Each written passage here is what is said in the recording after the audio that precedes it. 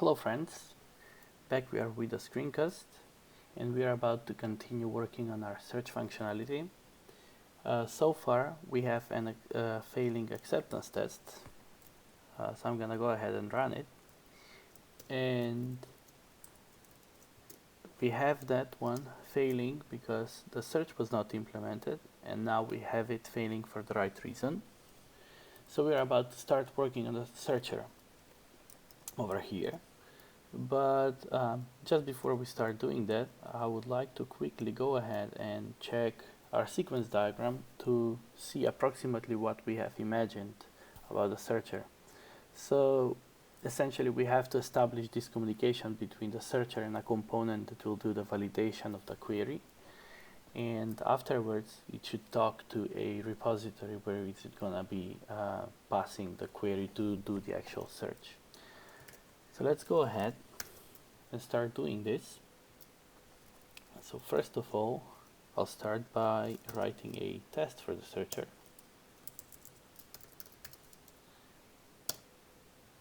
I'll move it on the other side, and our first test should be we want the searcher to do the validation. I should validate the query. So I want to verify. I'm going to use the mock K for this exercise to see how it goes. Haven't used so far mock K. So verify the validator, validate query. I gave that tip before as well, so always start with what you want to see with always start with the verification and then work towards up the test.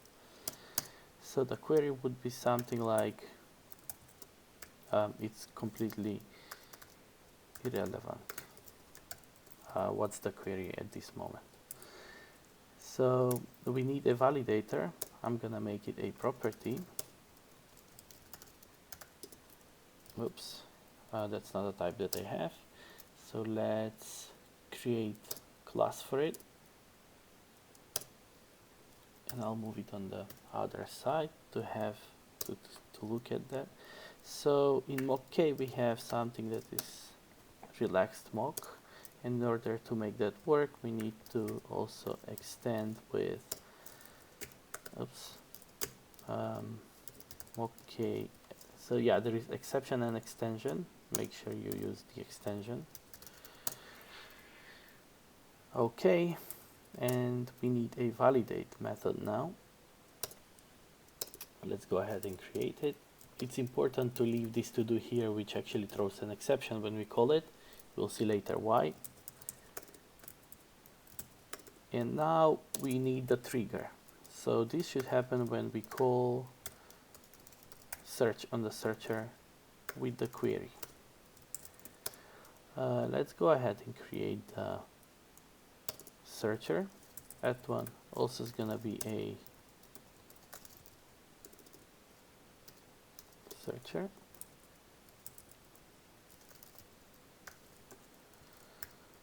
Okay, and I'll initialize it in the before method. Come on, searcher. Yeah.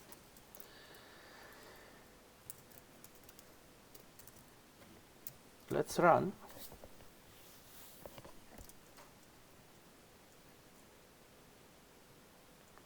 Okay, it says that it doesn't, the searcher is not calling the method, but we see that there is no relation between the searcher and the validator.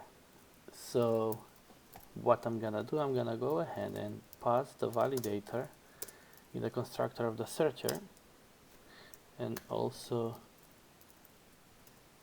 have it here, something like this.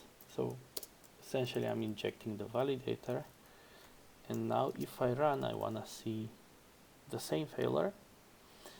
Okay, now what actually happened is our acceptance test is failing because we have to pass a validator to the searcher as well, which is a good thing. And it's very important here in the acceptance test to actually pass the real instance. So let's go ahead and create the real instance. And now back to our test, run.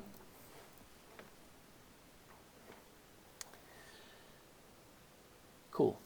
So the verification fails because there is no call, and all we do is validator.validate query, and if we run the test, it should pass. Awesome. Let's go ahead and check that in.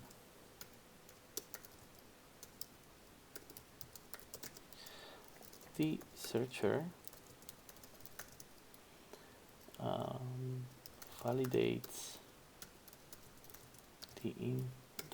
validates the query. Okay. Next one, let's go ahead and say something like searches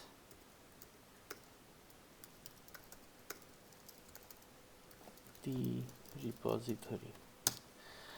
So we want the searcher to pass the query to the repository. So I'll verify that the repository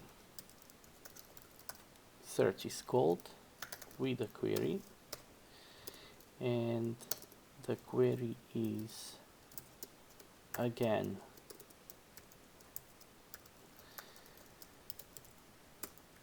irrelevant. Okay. And it would happen when the searcher searches the query, but it's important here to have so searches the repository for a valid query, let's say. So it's important here to have every validator validate on this query to answer that it's valid. So now I'm thinking that the validator, if I want to inform the UI for the specific validation error, like is the query empty or short or that kind of things, I may come up with different data type here. But for the sake of this exercise, I'm just going to use a flag, which is a boolean. Let's say every validator validate query answers valid, and then the valid is true, so it reads better. But the validator validate for now does not return anything. It's a unit. Let's make it return boolean. And now the last thing that is left is the repository. Let's go ahead and create the repository. It should be property. It's important to note that here we haven't even run the test, so we're in the red phase of the TDD cycle, and we are making a bunch of design decisions at this moment. So that's really something that how the outside-in TDD works. So the classicist approach, we go from from red to green as fast as possible, and only then we start refactoring. With outside-in TDD, we are doing a bunch of design decisions here on the red phase, and we are emerging design using the mocks. So as I said, I would name this a search repository, and the search repository is type that I don't have at the moment. Let's create it and have it on the right side as well. So this one is also a mock. So as I said, we are using here the mocks only to emerge the design, to specify what's going to be the API of the collaborators, how they are going to talk to each other. Only for that. So I need a member function. So I'm making bunch of design decisions only during while I'm working on the red phase of the test. So now I'm for the first time running this test, and it is failing for the right reason. Now if I go back here to the searcher and call, here I see that I don't have the repository passed. So the searcher is not aware about this repository. There is no relation between them. So what we can do is we can also pass it here. And now if I add it in the constructor, and here, and it is val, if I run, the same failure should appear. Of course not. Now the failure is we have a compilation error for the acceptance test, because now we are passing repository, we have to also pass here an instance. So again, I'm creating here a real instance. That's very important. We'll come back to that in a moment. So now if I run, I should have the failure should be because of the repository is not being called, and all I have to do here is just say repository.search the query. Run again, the test should pass. It does. So let's go ahead and check this one in. The searcher searches the repository.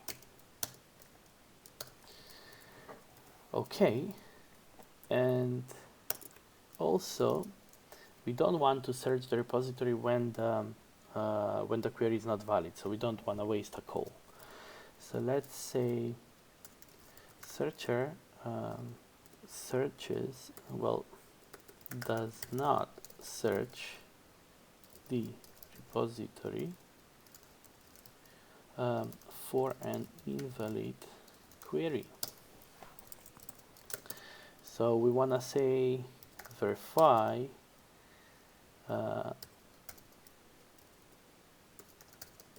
was not I think, repository was not called. I know it's a little bit weird syntax, but essentially if this was Mockito, I would use assert zero, verify zero interactions. So the thing is, this is equivalent to that. I want to make sure that the repository is not called when I do searcher dot search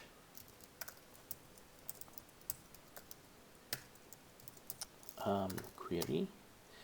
The query is once again irrelevant, but what's important here is to say that every validator validate on the query answers invalid, and the invalid would be false. And now run, it should fail, of course, because we are calling the repository. How to fix this is wrap this into an if. Now if I run, yay! In fact, if I run all of them, they'll pass. Cool. So let's check that in, and the searcher does not search the repository for invalid query, or with, maybe would be better, with an invalid query. oops, okay, git, and then commit. Cool. Now lastly, what happens if the query is not valid? Probably we have to inform the UI about that, and we have to test that one too. So informs when the query is not valid. And now I want to make sure that the search state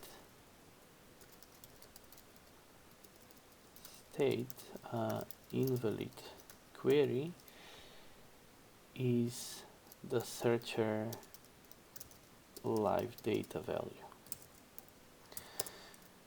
So let's import the assertion, create the invalid query into the search state.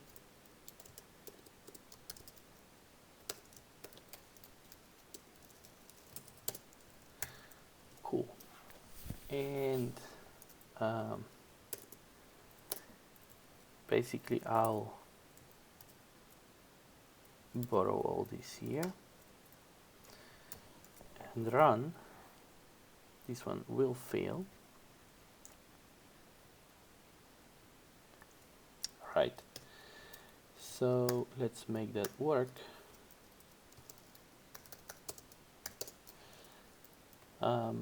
We do live data value is invalid query.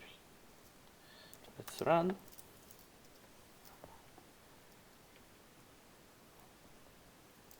Yeah, we need to fix the main looper thing again. So here we need instant task extension run.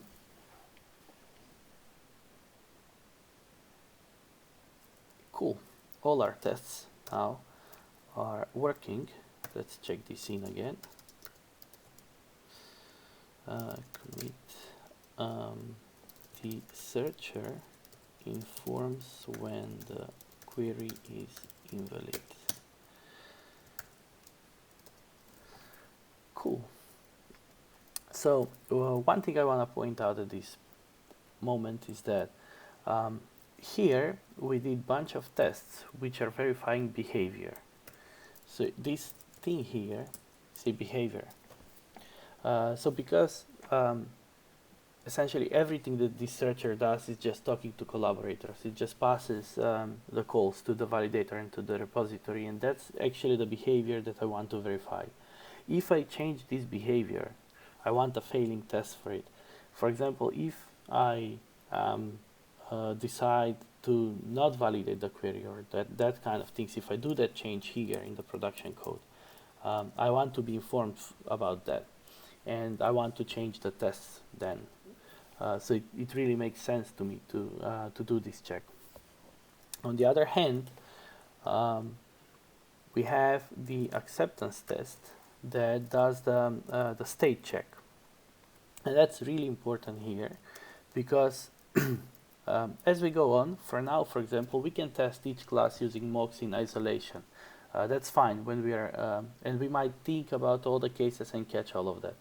However, when we will have to refactor the things, for example, we want to refactor some class, we are not going back and alter all the setup for the where we have that class mocked out. And in that sense, all those tests will keep passing while we have changed something that might break the things. That's why here the acceptance test is gonna catch all those possible mistakes that we will make. And it might look like this acceptance test is actually in addition to, like, we are having sort of double tests. We have the we are checking the same thing. However, the real difference is in that the acceptance test is checking the state, whereas this other test is checking the behavior. and that's really important. And on the other side, the acceptance test is not checking, is not focusing on all the details and all the different, little states or behavior that can happen internally. All it does is focuses on the bare minimum to pass into the system, and then what comes out. So it just checks the input and the output.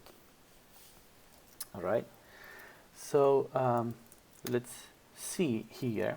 Let's continue. I want to do a little refactoring here.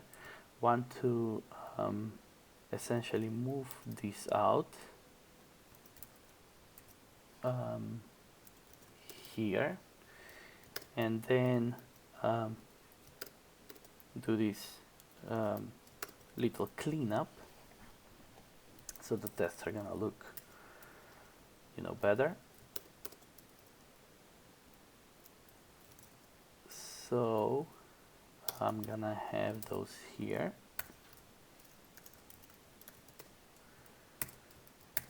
Good. Run again, make sure everything works. Cool. Let's check that one in as well.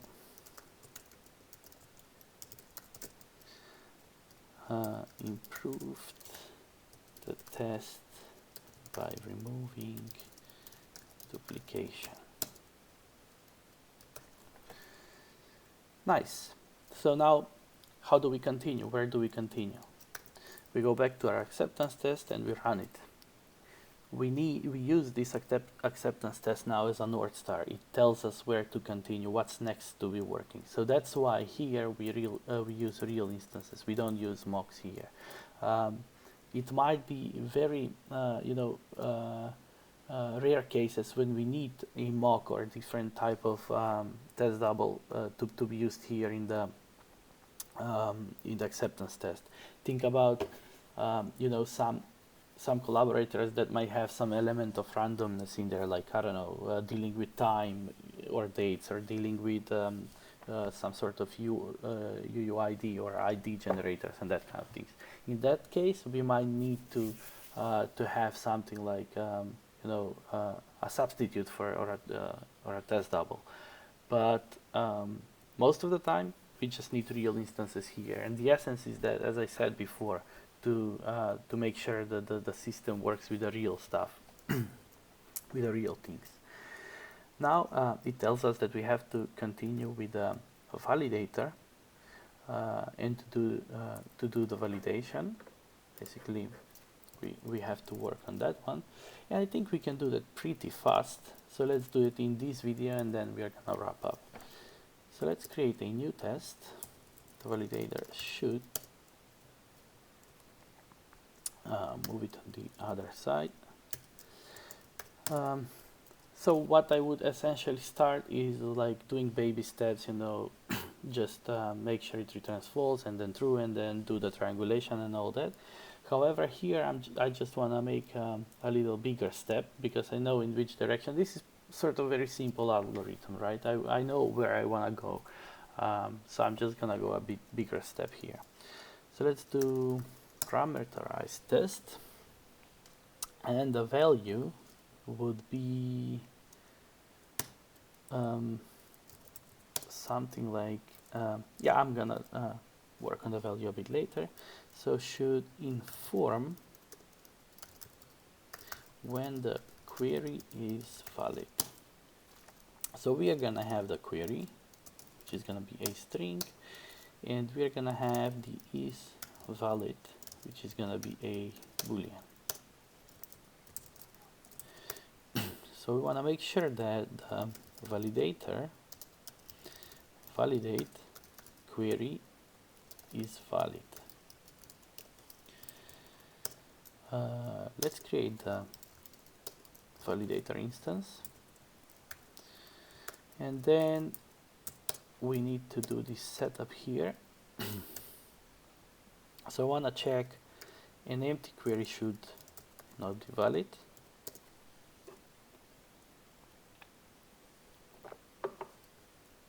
Then a blank one, so a blank query should be false. and then a short one. So let's say 3 characters is short, and then the final one would be, let's say, A, B, C, D. That one should be true, right? And if I run this one, it will tell me not implemented, and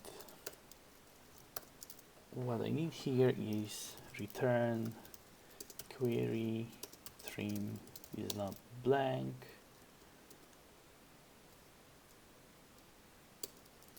and the query length is greater than 3. So let's run. Yeah, now we have a passing test. Let's check that in.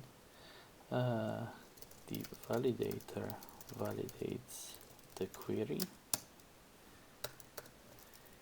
and I just want to make this a little bit cleaner because I have pretty much, you know, different abstraction level here. So I'll make a, it's too bad that I cannot extract an extension function by refactoring, so I have to do something like that. Query is long enough,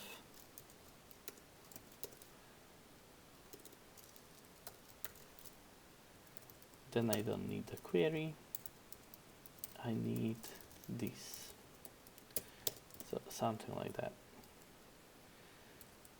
is long enough. Yeah, now I like what I read better. So the query is not blank, and the query is long enough. So if I run again, I have all the tests again running, and I'll check that in. Improved the validator